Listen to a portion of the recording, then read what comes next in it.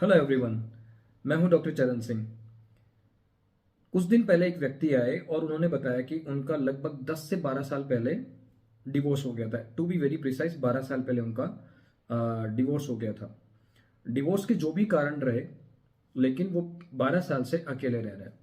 वो actually police force में काम करते हैं और उनको डिपार्टमेंट द्वारा गन भी हैंड ओवर की जाती है, यानी कि गन उनके पास रहती है। पिछले 12 साल से वो लगातार स्ट्रेस में रहे। उनको नींद नहीं आती थी, घबराहट रहती थी, बेचैनी रहती थी, मन नहीं लगता था, किसी से बात करने की इच्छा नहीं होती थी। कोई बात करने आता था तो यूं लगता था कि यार ये व्यक्ति मेरे से क्यों बात कर रहा है, ये जल्दी से क्यों नहीं चला जाता। गला सूखने लगता है। और जैसे ही कोई फोन कॉल आ गया या कोई ऐसी कोई जरा सी बात आ गई जिसमें थोड़ा सा तनाव की बात है, तो वो व्यक्ति बहुत ज्यादा घबरा जाते थे और ऐसा लगता था जैसे कोई बहुत ही बुरी खबर सुन ली हो। उनको ही पता होता था कि यार जो खबर मैंने सुनी है वो कोई बहुत बुरी खबर नहीं है, बट स्टिल उनको यूं लगता था कि जैसे किसी के डेथ की खबर सुन ली हो। शुरुआत कहाँ से हुई थी? जब उनका डिवोर्स हुआ तो धीरे धीरे उनकी नींद जो है वो खराब रहने लगी और यहाँ से ये सब शुरू होके और अब स्थिति ऐसी आ गई है कि वो कभी भी अपना काम ठीक से नहीं कर पाते हैं। डिपार्टमेंट जाते हैं तो वहाँ वो हमेशा चिंतित रहते हैं। सामने वाला व्यक्ति जब बात कर रहा होता है तो उनका ध्यान उस बात पे ना हो कि कहीं और होता है। उनके विचार कभी रुकते नहीं है। रात को सोने जाते हैं तो सोने में घंटों घंटों लग जाते हैं। सुबह जल्दी नींद खुल जाती है या फिर रात को सोते सोते उनकी जो नींद है वो बार बार खुलती है। तो इस तरह के काफी लक्षण उन्होंने बताया। उन्होंने ये भी बताया कि उनको पसीना बहुत ज्यादा आने लग गया है, उनका ब्लड प्रेशर बढ़ने लग गया है, ब्लड शुगर अब उनकी ऑलमोस्ट डायबिटीज डायग्नोस होने के कगार पे आ गई है, यानी ब्लड शुगर ग्रेजुअली उनकी बढ़ती जा रही है। तो ये सब उन्होंने सिम्टम्स बताए। 12 साल से ये सब चल रहा था और मजे की बात उन्होंने ये भी बताया कि सर मैं आपको 3 हमारी फैमिली के पेशेंट दिखा चुका हूं, वो तीनों ठीक हैं। और मेरे लिए सरप्राइजिंग बात ये थी कि इस व्यक्ति को जब सब पता था कि आ, ये बीमारी कैसी है, इसका कहाँ निदान होने वाला है, उसके बावजूद भी ये व्यक्ति 12 साल तक क्यों नहीं आए? क्यों उस समस्या से जूझते रहे? अच्छा, आए भी क्यों? जिस दिन आए उसकी पहली रात उनके दिमाग में ये विचार आया कि मेरे पास जो गन है मैं उसी से अपने आप को खत्म कर लेता हूं। तब उन्हें जाके लगा कि अब ये बात बहुत ज्यादा बढ़ गई है, समस्या बहुत ज्यादा बढ़ गई है और अब मुझे साइकाट्रिस्ट को दिखाना चाहिए। तब वो व्यक्ति यहाँ पे आए और जैसे ही उन्होंने अपना ये सब चीजें बताना शुरू किया, थोड़ी देर बाद वो रोने लग गए। कारण सिंपल सा था कि ये व्यक्ति धीरे धीरे जो यात्रा खराब नींद से शुरू हुई थी अब आत्महत्या के विचार तक पहुंच गई और अब उनके दिमाग में खुद को खत्म करने के विचार भी आने लग गए थे, इसलिए वो यहां पे आए।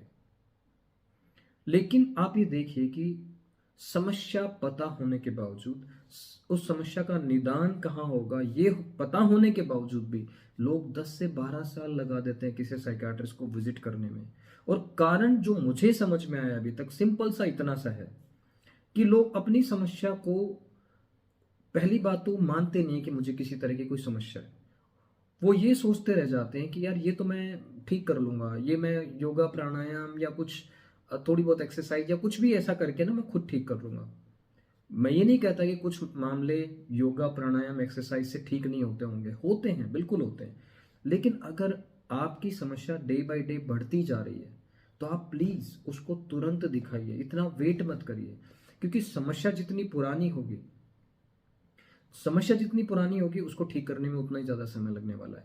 तो जब भी कभी इस तरह का चेंज किसी के व्यवहार में आप देखें, आप उसको तुरंत ही सलाह दें कि वो अपने आसपास जो भी अवेलेबल साइकियाट्रिस्ट है उससे जाके मिले। क्योंकि ज्यादातर वो लोग जो आत्महत्या करते हैं उनको एक मानसिक समस्या होती है जिसको हम कहते हैं डिप्रेशन।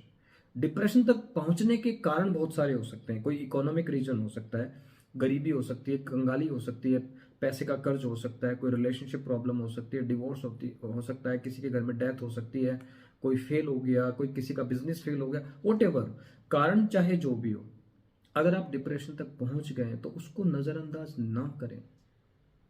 ये एक डेटा मैं अपने पहले प्रीवियस वीडियोस में बता चुका हूं कि जितने साइकाट्रिक प्रॉब्लम, स्पेशली डिप्रेशन, जो डिप्रेशन का पेशेंट है वो 80 to 85% पहले एक साल में तो दिखाते ही नहीं है।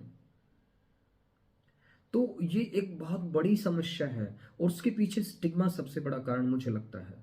देखिए, ये आपकी लाइफ है, आप अगर 2 महीने भी बिना वजह बर्बाद कर रहे हैं, देखिए जिस समस्या का समाधान है और अगर आप समाधान लेके उससे बाहर निकल सकते हैं तो आप 2 महीने भी क्यों खराब करो अपनी इंपॉर्टेंट लाइफ के। सी, लाइफ इज वेरी प्रीसियस, एक ही बार मिलती है, आगे का पता नहीं मिलेगी कि नहीं, पर मुझे लगता है एक ही बार मिलती है। और अगर जो चीज़ हमें एक ही बार मिलती है उसको हमें एक एक दिन को बहुत ही बेहतरीन तरीके से जीना चाहिए। तो अगर आपके फैमिली में आपके आसपास इस तरह का किसी के साथ भी कुछ हो रहा है तो आप प्लीज़ उसे तुरंत सलाह दीजिए कि वो साइकाट्रिस्ट से मिले और वो ये ना सोचे कि लोग क्या कहेंगे।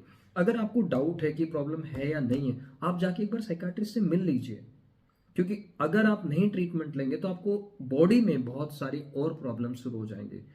देखिए, हमारी जो बॉडी है वो माइंड को फॉलो करती है। आपने सुना होगा ना, body is the servant of mind. आपका माइंड डिस्टर्ब होगा, आपकी पूरी बॉडी डिस्टर्ब हो जाएगी।